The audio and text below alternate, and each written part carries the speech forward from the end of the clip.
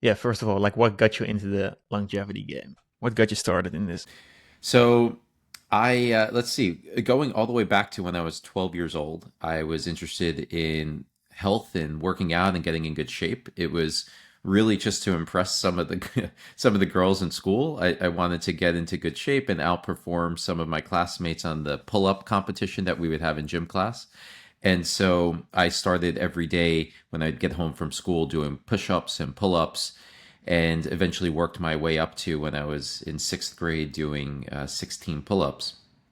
And so you could imagine that a few years later, when I was on a school trip in New York City, how surprising it would be to me to have suddenly had a seizure and it turning out to have been caused by a brain tumor.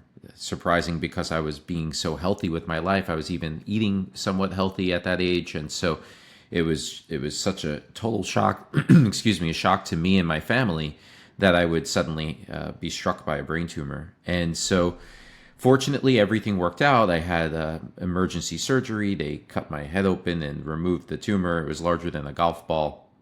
uh, Took a good amount of time to recover from that, but going through that experience really transformed me in many different ways, and also just showed me how delicate life is and how fragile it is. And I wanted to do everything I could to prevent myself from being in a similar situation again.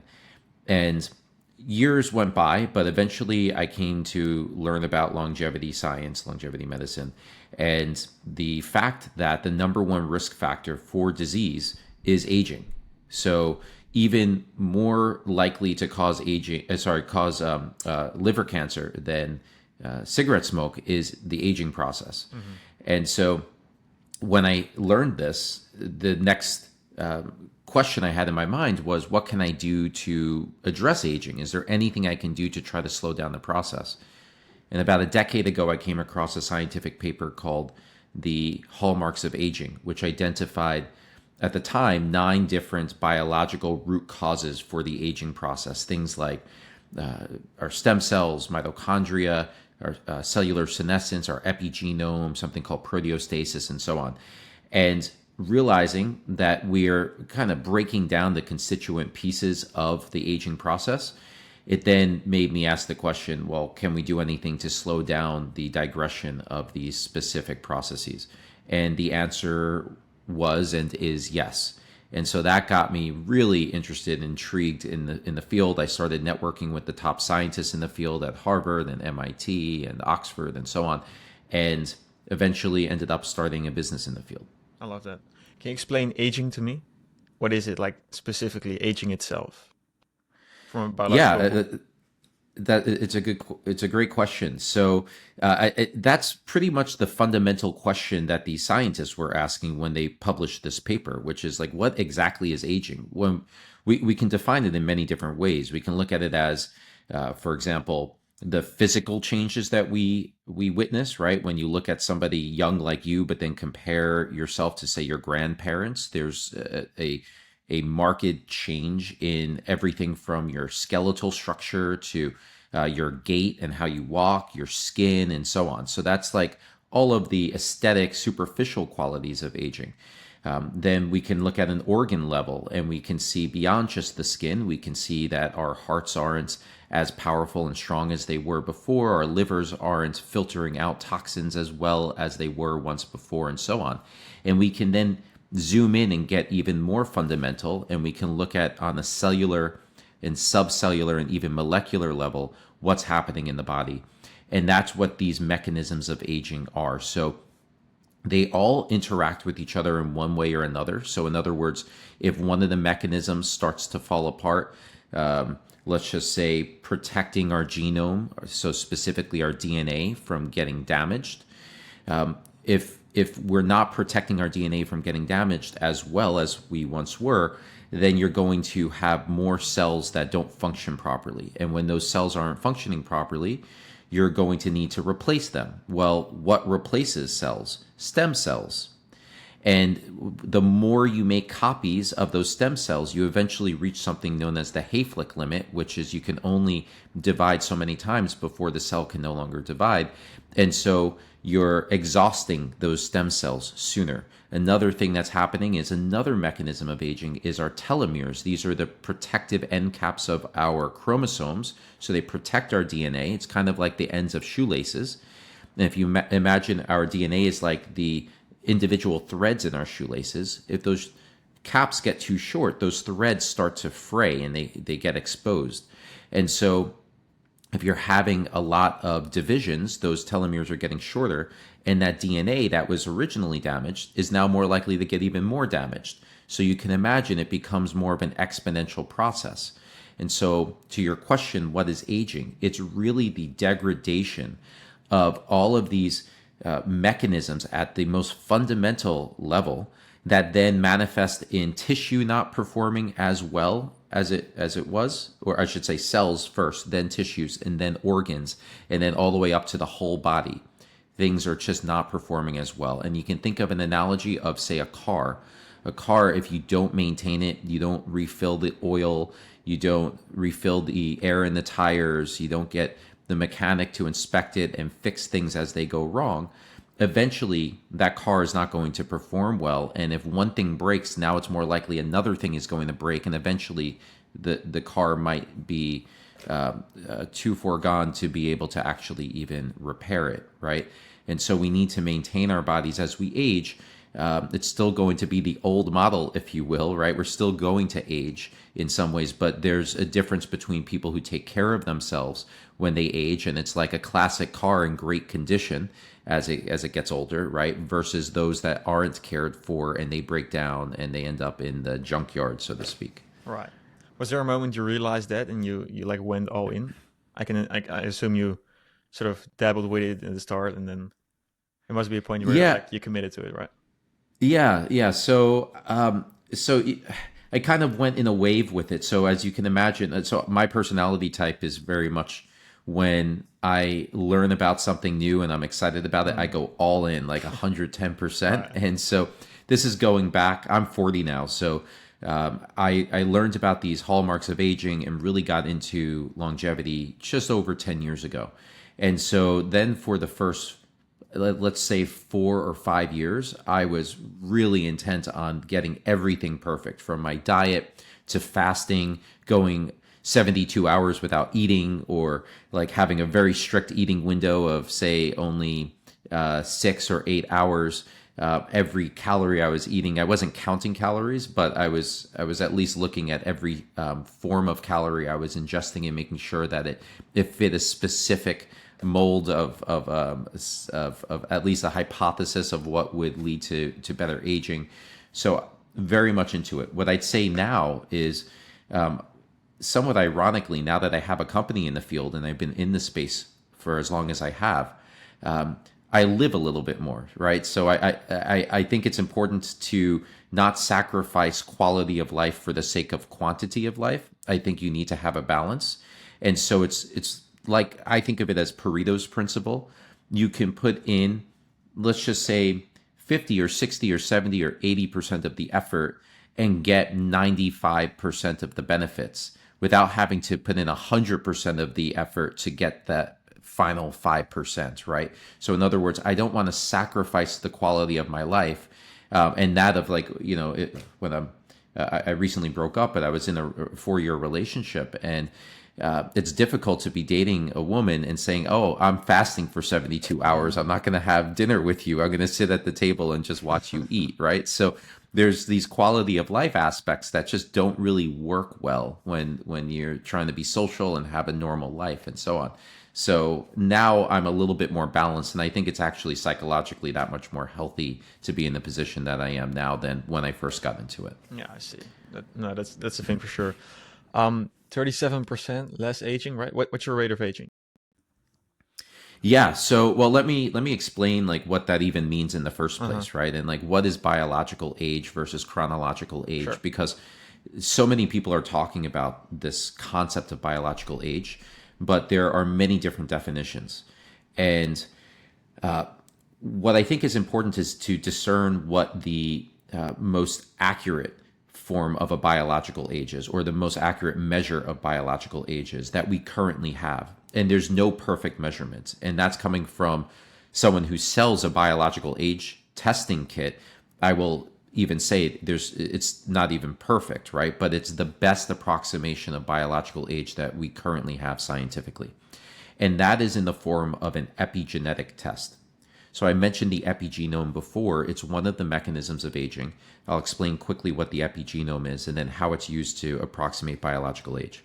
So the epigenome is, if you imagine your genes as being piano keys, your epigenome is the music that's being played on those keys. And when you're young, you're playing a perfect song. Let's just say it's like a Vivaldi song on the piano.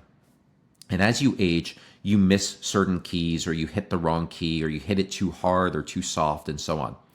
And what that actually ends up meaning is that as you age, certain genes that should be turned on, like, for example, autophagy genes, like these are genes to be able to identify old cells that are not performing their function well and to cannibalize them, to recycle their parts and make a new cell. Maybe those genes aren't activated as much, or genes that are turned on might actually be oncogenes, like genes that can increase the risk of cancer, for example. And so obviously you don't want those genes turned on. So there's this dysregulation of a number of genes. And so as we get older, there are these patterns that start to emerge. And there are scientists that have created these biological age algorithms that are able to essentially determine how high your risk is for a disease of aging or even mortality. Because every 7 to 8 years, your risk of death doubles. And when you're young, it's a very small percentage chance, right? But as you get older, when you get close to that centenarian level, like 100 years old, your chances of death are 50% every year, right? So it's 1 in 2 that you're going to pass away once you get that old, right? So anything you can do to be younger biologically, if you can be younger 7 or 8 years, then that's essentially working itself out to having, say, half of the risk of death of somebody who is the same chronological age as you. So that's the importance from a lifespan side, but it also has functional importance in the sense of if you're also younger biologically, you're also more likely to have higher quality of life metrics, like the ability to run a fast mile, or to catch yourself before falling, or your cognition to be sharp, and so on, right? So it actually has a functional impact on your life as well. And so these epigenetic tests are the best ways to be able to measure biological age. Now, there are companies out there saying some pretty ludicrous things. Like I saw one at a medical conference in Vegas just last week where they were saying, like, breathe into our device and we'll tell you how biologically old you are. And you can't do that. What they're essentially doing is saying, let's compare you to other people at different ages and see how you compare to people your age. But typically the correlation for chronological age and biological age is actually quite weak. It's very, very small. Whereas with epigenetic age, it's a much stronger correlation. So statistically speaking, it's a much more powerful metric than these other biological age tests that people are oftentimes talking about. I hear you. So the 37% have you with the epigenetic test? That's a rate of aging of like point. Yeah. So specifically for rate of aging, there's a biological age test that we offer called the Dunedin Pace Clock, and that is looking at again your epigenome. It was created by scientists at Columbia and Duke University, and it tells you how fast or slow you're aging at any given point in time. So if your score is a 1, that means you're aging 1 year per year, biologically speaking. If your age is, or your result is 0.7, it means you're aging 30% slower. And if it's 1.2, you're aging 20% faster. Okay. And these are all correlated with higher risk of morbidity and mortality. Now, that's a little bit different. This is a rate or a pace of aging clock compared to other biological age clocks, which actually try to offer you an actual age. So at 40, I've had tests that are giving me outputs in my late 20s, for example. Mm-hmm. There are many different algorithms out there. And so the score that you're referencing is me taking the average of all of these different algorithms and different clocks. Some of them I perform better on than others, but all of them have reported that I'm younger biologically than I am chronologically by a pretty significant margin. I've also looked at other types of clocks like telomere length, metabolomic clocks, proteomic clocks, but those are getting a lot more technical and R&D level as opposed to commercial. Mm-hmm. I hear you. Have you found people who are like significantly below your score? Because I've spoke to like a bunch of people who are in the longevity game, and it's all between 0.6, 0.7, I believe. The ones who are like really, really got it dialed in. Yeah, well, it's funny you asked that. I have a spreadsheet open somewhere on my computer. I can try to find it. I can't actually share it at this point in time, but what I can say is, let me see here. If I do a count of the number of people who are below zero point 0.7, just within the Novos customer base, we're talking about 80 people. Okay. And if we want to look at people who are below 0.6, which is to your question, are people even below that? Yes, we have customers. We've got 6 customers who are below 0.6. And now this also just something to note is these numbers are the raw numbers. They're not age corrected. So it's actually harder as you age to achieve a slow biological pace of aging. If we age correct these, it's even more significant because we have some people, let's just say 55-year-old or a 60-year-old getting a 0.64. That's very significant. Mm-hmm. And I'm sure you're aware of the social media influencer Brian Johnson, who likes to claim that he's the healthiest person in the world, but I can tell you factually he is not. I've got dozens of people outperforming him. On the raw score level, he's ranked number 35. On the age corrected, he's about number 40 or so. So there's a lot of people, and these are not people spending $2 million a year. I can assure you of that. They're typically just taking about $100 worth of supplements. I hear that. Interesting. For your rate of aging, what has been the most significant one thing you've done? Is it a combination of like supplements, or it's mostly the supplements, right? Or is there other? I wouldn't go as far as saying it's mostly the supplements. I would say that the supplements are definitely a contributor, at least from the research we've done. We did a case study, for example, and we took people and we instructed them to not change their lifestyles, maintain the same diet, exercise, sleep, and so on. Excuse me. And after 3 months of taking our formulas, there was really no discernible change. At the 6-month mark, that's where we saw the movement. And we saw that almost 3/4 of the participants slowed down their pace of aging by the equivalent of, on average, 1 month per year. Some people, I believe, were closer to even 2 months per year. Nobody accelerated their aging. So you would expect some people would have had, some lifestyle factors, stress or poor diet or excess alcohol, not being physically active or what have you, to have accelerated their aging, but nobody did, which hints at us potentially protecting people from accelerating their aging. And one person in particular who got a lot of press for her participation in our case study is a woman named Julie Gibson Clark, which you can look her up online. She's done interviews with Ben Greenfield, the biohacker, on his podcast, but has also been in Fortune magazine and Business Insider and so on. And she says that when she was in our case study, had a very stressful, incredibly stressful event in her life. She hasn't talked about publicly what that actually was, but she expected her pace of aging to accelerate. And the only thing she changed other than that stressful event in her life was adding our supplements to her routine, specifically Novos Core, which is our foundational product. And she swears by it being Novos Core that helped her to achieve that slower pace of aging. That's an anecdote, obviously. But I would say that the supplements definitely play a big role, but it would be dishonest to say it's the only thing. I think eating a healthy diet. I know there's a lot of people who are like fans of, say, a carnivore diet or a paleo diet and so on. And listen, those are healthier diets than, say, a standard American diet is.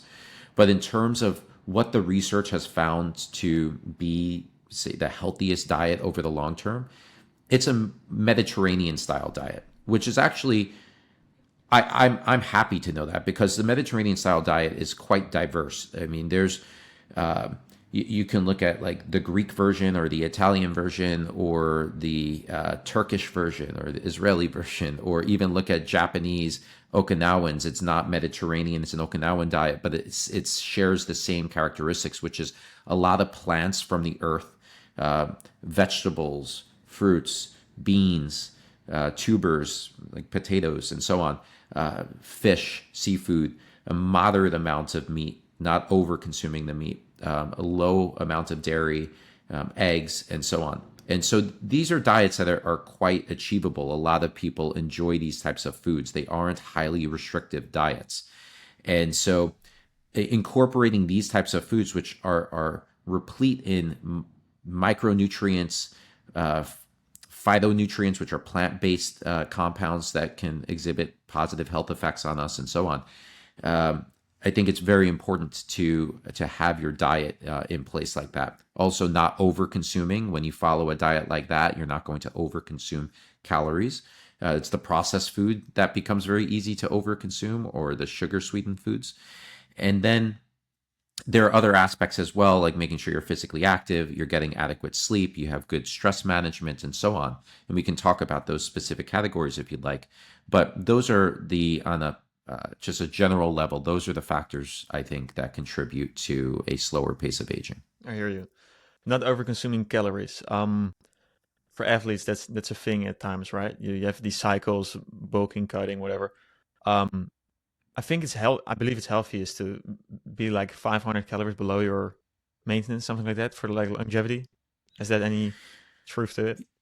I would say, as opposed to a specific calorie count, I would say it's more about percentage. Okay, right. So looking at what your basal metabolic rate is, and then your activity calories are, and then being, say, between 10 and 20% below. Now, 20% is actually quite dramatic, and people can't really maintain that for long periods of time.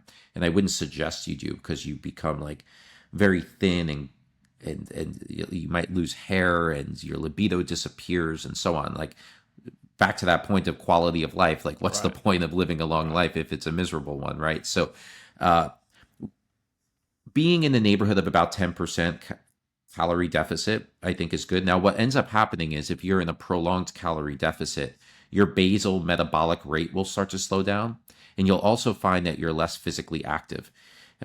Studies find that, for example, if you're getting adequate calories, or you're hypercaloric, so you're getting more calories than you're burning, people tend to move more. They might, like, their legs might be like bouncing while they're sitting at a chair, or they move more with their arms, or they get up from their chair more, and stuff like that. And all of these little movements add up to more over the course of the day.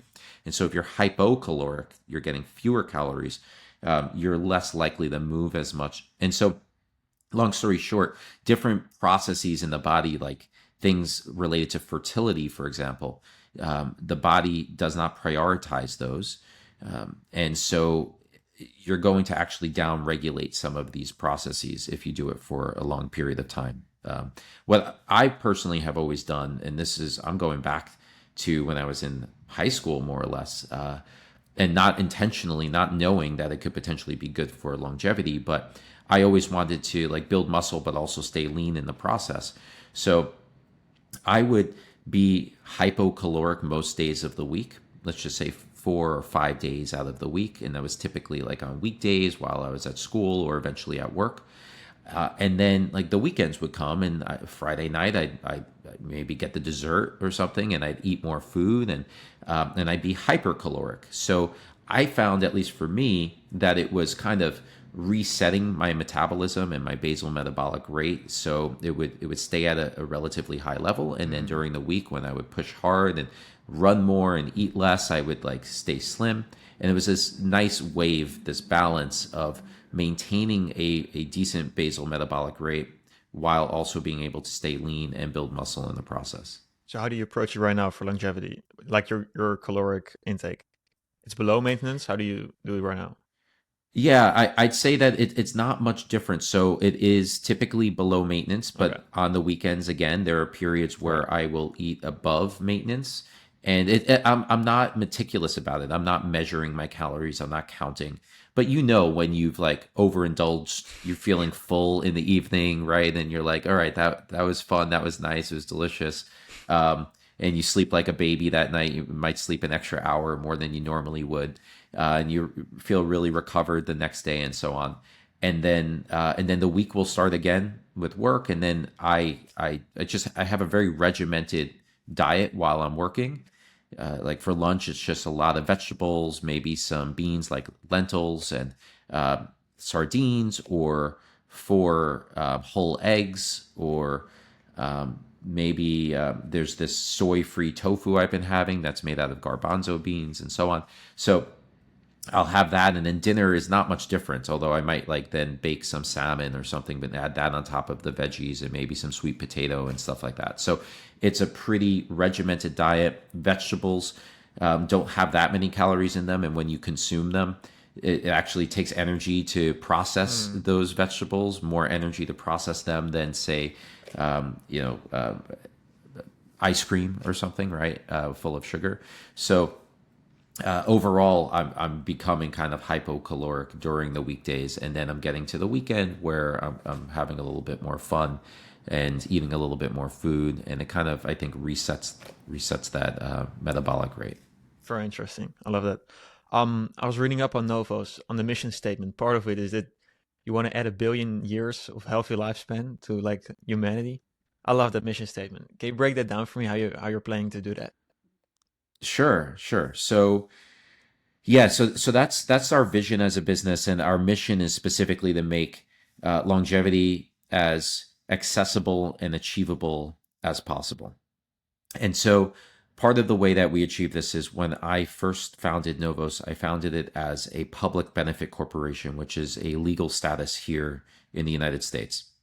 And so, as part of being a public benefit corporation, our articles of incorporation, they have a line in there about us wanting to do more for the public interest, as opposed to it only being our customers and our shareholders that we're enriching the lives Right. of. So we want to do more for the public. And so the very first thing I did, which I would argue is possibly even the most substantial thing, is I donated double digit equity percentage of my own to a nonprofit in the longevity field that engages in research as well as just uh, public awareness of the field of longevity. So that's one way to impact. But then, more practically speaking, how do we add 1 billion years? Well, it's going to be difficult to do that simply by selling our formulas. Is it possible? Yes, but it will take many, many years. So how can we actually accelerate this? That's where the education comes in. So we have more than 200 scientifically referenced articles on our website. We get millions of hits, unique visitors per year reading these articles on our blog. So if we are educating people and improving their health, that's one way. And then being even more aggressive in that regard, going beyond just articles. We recently, just maybe 6 months ago, launched a mobile app on Android and iOS called Novos Life.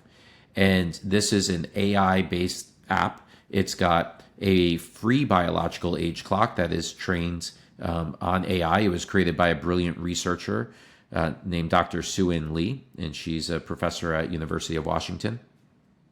We have her work in the app, so you answer just over 20 survey questions, and we're able to give you a result that's more accurate than the first generation of epigenetic clocks like the Horvath clock. And then beyond that, we have a chatbot in there similar to a chat GPT, except it's trained on longevity information and your survey responses, as well as your wearable information. So if you have an Aura Ring or a Whoop wristband, an Apple Watch, Garmin, Fitbit, and so on, we're getting information from that. And then you can ask it questions and prompt it to, for example, coming soon, a feature will let you chart different data points just by asking the chatbot. And then we give you personalized recommendations of what are things you, Quentin, can do to improve your longevity, which is going to be different than things that I personally can do because we have different lifestyles.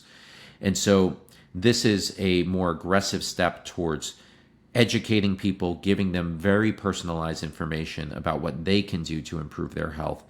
And this is something that as we reach scale with the app, we think that this can be a major contributor to adding those billion years to humanity's life.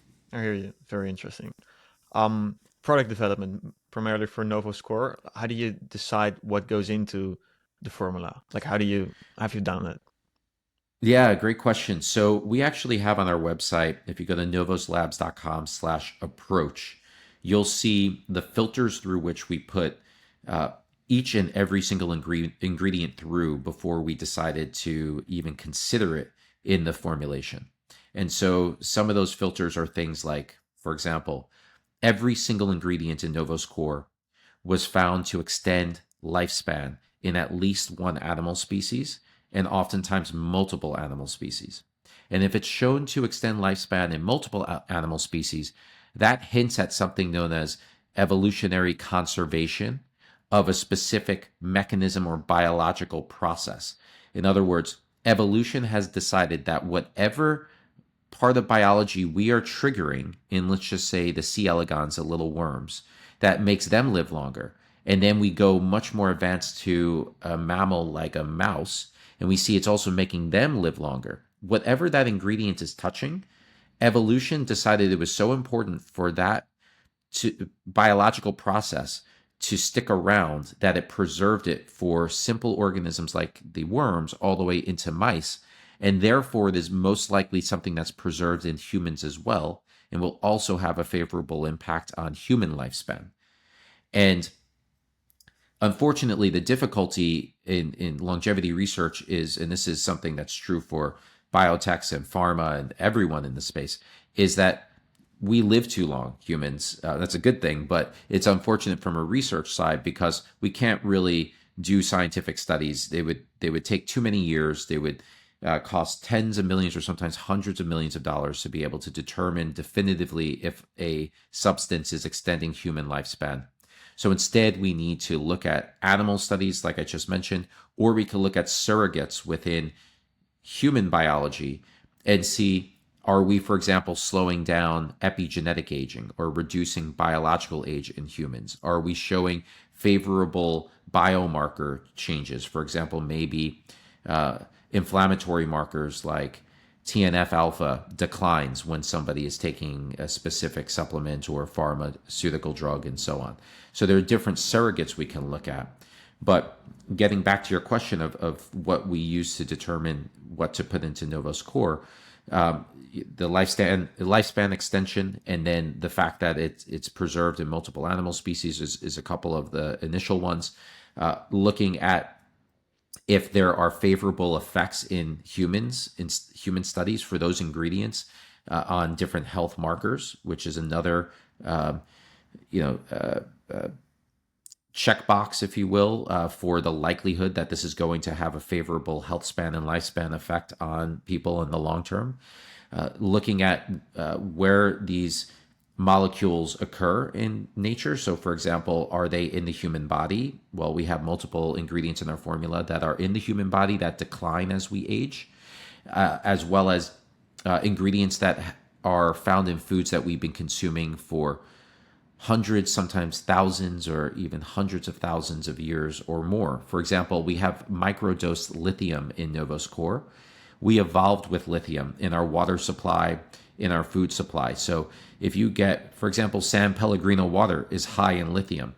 If you get stream water or well water, that has high levels of lithium because lithium is an element that leaches through the rocks into the water. But now we get practically none because we're drinking municipal water, filtered water.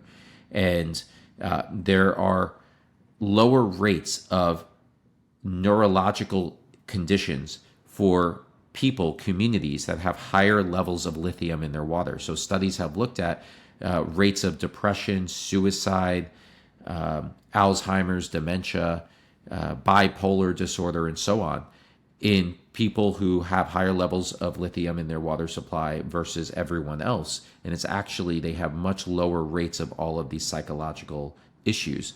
And so that's a piece of evidence in support of lithium. Not to mention, there have been other studies that find favorable effects on the epigenome and other mechanisms of aging specifically from lithium. So all of the details of these different filters are, as I mentioned, on novoslabs.com/approach. But then even after all of that, and we had like a subset of longevity ingredients, that's when we worked with the scientists on our advisory board from Harvard Medical School and MIT, Salk Institute, and so on, and presented them with research, and they presented us with research, and there was a conversation flow across all of these researchers until we eventually arrived at this formulation that we file for patents on. And we've done a number of scientific studies, and most recently we've shown that we extended mouse lifespan more than any supplement ever studied across the world. This is for aged mouse lifespan, so it was the equivalent of like 60-year-old mice. We extended their lifespan more than any supplement ever studied. That's something. That's quite something. I love that. Thank you. How do you balance promoting Novos as a consumer focused product and at the same time being like accessible, transparent? Because that can be a tricky one, right? It can be. So, but I do believe that transparency is very important, and so that's why we publish the results of our studies. We don't hold back there. We have the results of our COAs. So we have independent labs analyze our formulations and just confirm that there's no heavy metals in them, that there's no microbiology like mold or bacteria and so on. And we also confirm that the products contain what we say they contain. And so this is stuff that anytime a customer requests it, we send it over to them, but we're also in the process of publishing this on our website as well, because we're not going to sell something that we can't stand behind 100%. I mean, I take the product. I've been taking it since it was in the R&D phase, about 18 months before it even came out to the public. It came out in 2021. So pre-2020, I was taking it. So we're going on like more than 5 years I've been taking it. And so I want to make sure that every single packet of Novos Core that I take, or of Novos Boost and Vital, the other two products we have, that I can trust in it. And I know it's doing good for my health and for my loved ones and my family and so on. And then, of course, all of our customers. And so producing products we can stand behind and that I personally want for my own life and for those of my loved ones. And then putting that information out there transparently, that's something that is important to us. I hear you for sure. I was reading on the KPIs you have for your own longevity. The 1 mile time was an interesting one. I have like a dashboard. That's like my long-term play. I want to launch like a dashboard with like whatever's relevant to performance, right? So that's strength, that's power, that's longevity, that's whatever. What are your main KPIs for that?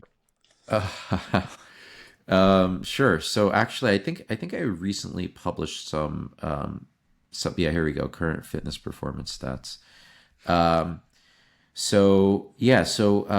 Running my 1 mile pace was most recently.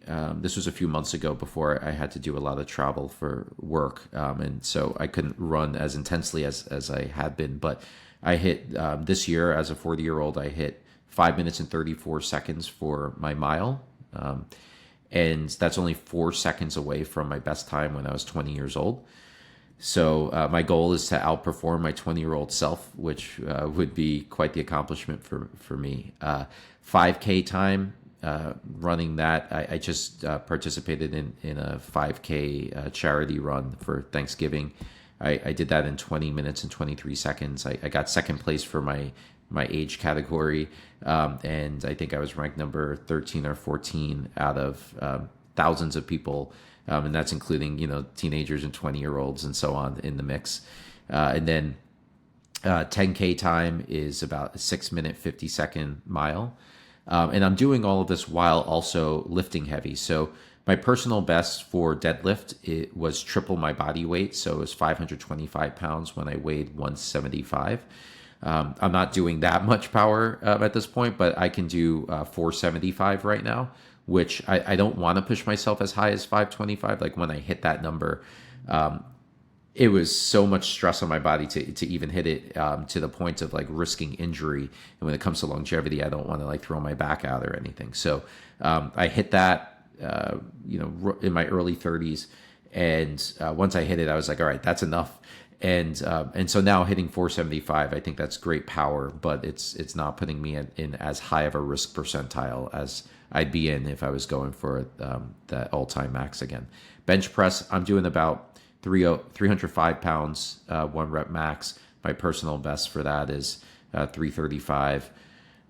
Pull-ups, I'm doing typically on my initial set when I do back and biceps. I'm typically hitting about 35 continuous reps, but my personal best was 54 when I turned 30. So I had set a goal to get the Guinness Book of World Records when I turned 30 for most pull-ups in 60 seconds.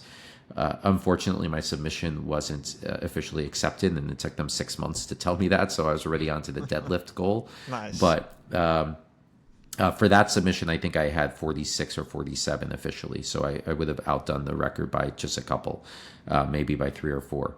But my personal best during training was 54. And in dips, I'm doing about 50 continuous dips right now. That's solid. Other KPIs for longevity specifically? Do you mean specifically like Rate of aging, besides that?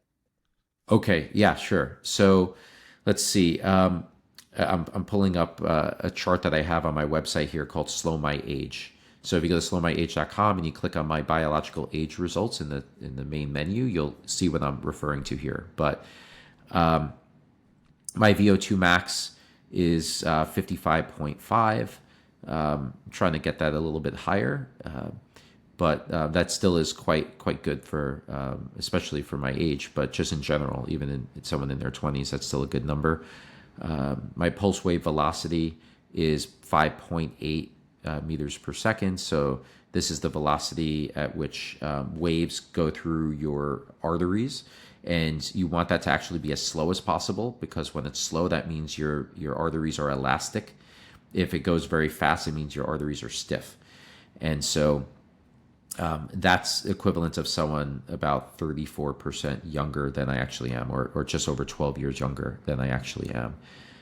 My max heart rate that I've measured so far from a workout has been 192 beats per minute.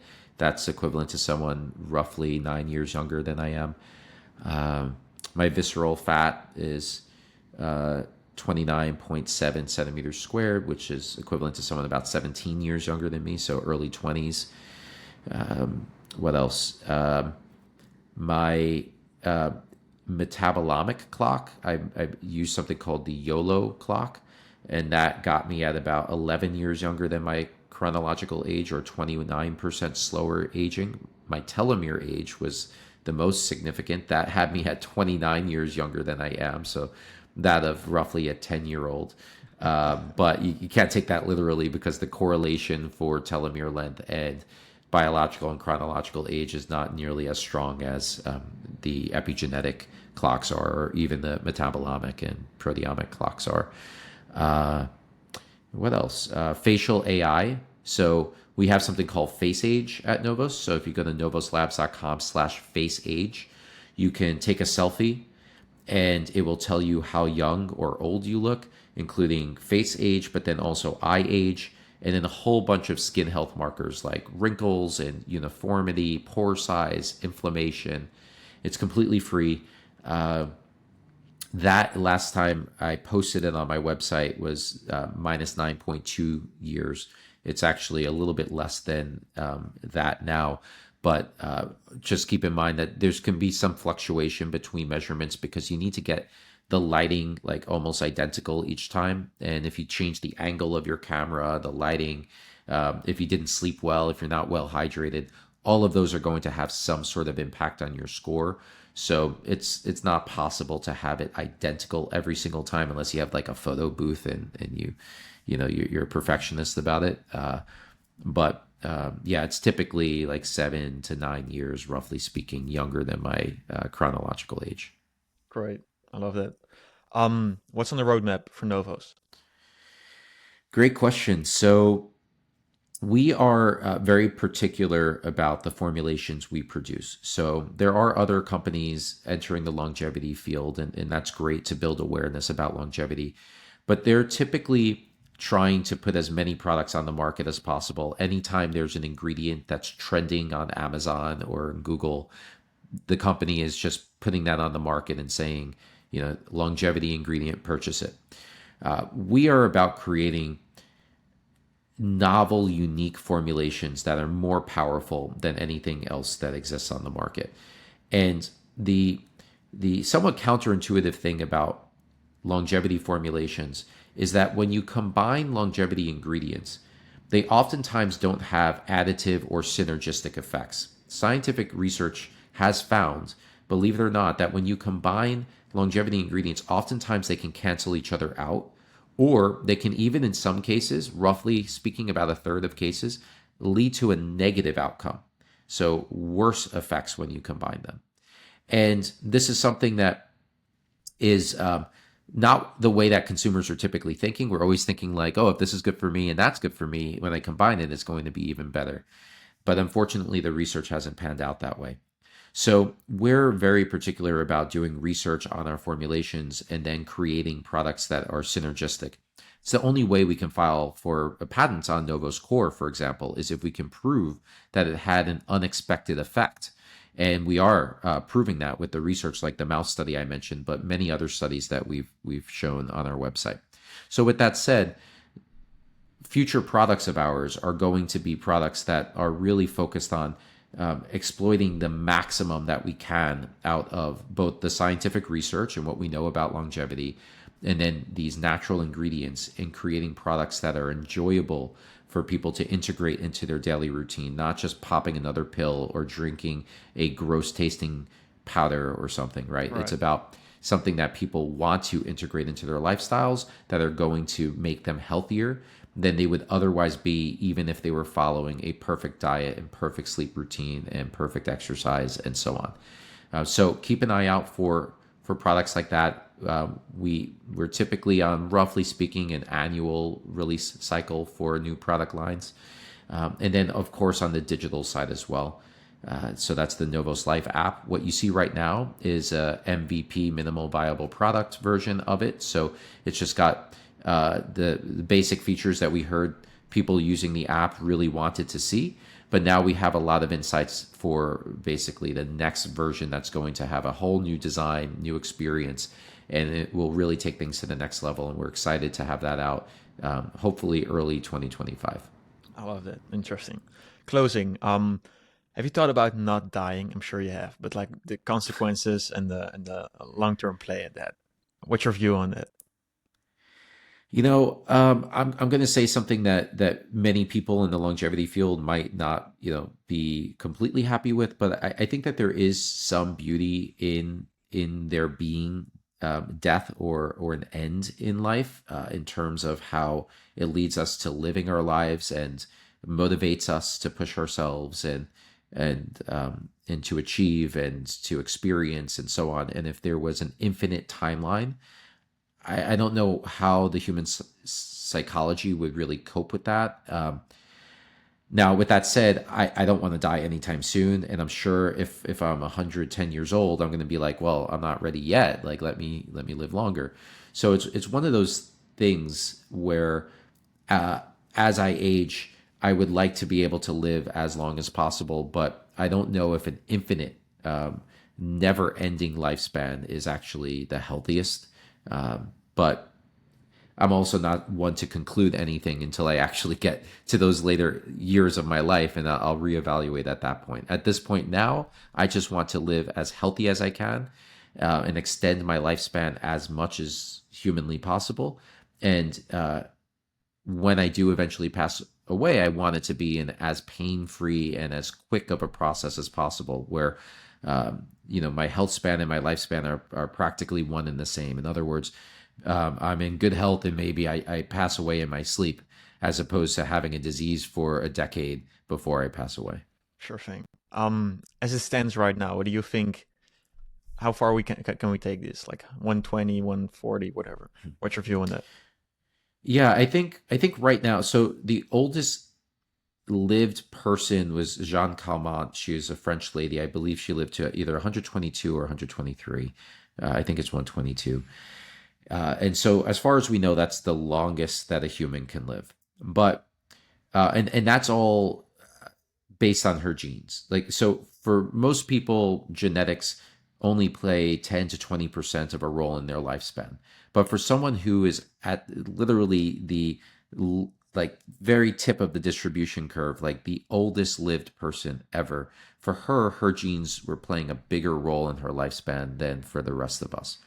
But with that said, she also didn't have like any form of assistance. Like, so as helpful as those genes are, she wasn't eating a perfect diet, and she wasn't getting any sort of supplements or prescription drugs that could potentially extend it even further. Um, there wasn't the biotechnology available for her that we're going to have very soon with, say, epigenetic reprogramming, and which can make like organs young again and so on. So I think realistically, if you take, um, people in their 20s, 30s, 40s, and you fast forward 80, 90, 100 years from now, we're going to be seeing people living significantly beyond 120 years. But whether that be 150, 180, 200, or if we hit longevity escape velocity, as they call it, the point at which scientific innovation is outpacing time, so people can then have that infinite lifespan, as you can imagine. I don't know. I can't really put a number to it, but I do expect we'll be significantly older than 120 in the decades to come.